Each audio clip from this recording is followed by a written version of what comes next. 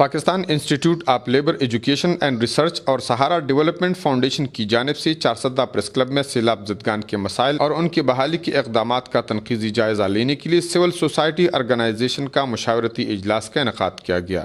اجلاس میں پائلر کی زینیہ شوکت، سہارا کے قمر حیات، محمد رفیق اور موسیٰ خان، سنگی فاؤنڈیشن کے احمد جان، JCDS کے علی اکبر اور RDP کے توحید نے خصوصی طور پر شرکت کی، جبکہ مقامی سول سوسائٹی آرگنائزیشن سے کثیر تعداد میں مرد و خواتین نے نمائندگی کی۔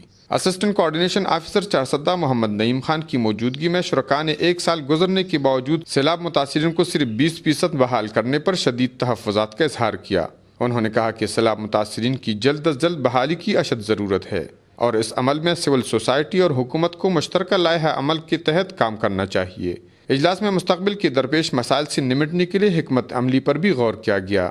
شرکاء نے اس بات پر اتفاق کیا کہ ترقی کے عمل میں مکمل تعاون اور آپس میں ہم آہنگی کا مظاہرہ کرنا ہوگا۔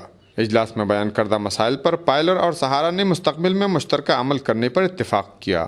کفایت اللہ، اے نیوز، چارسدہ۔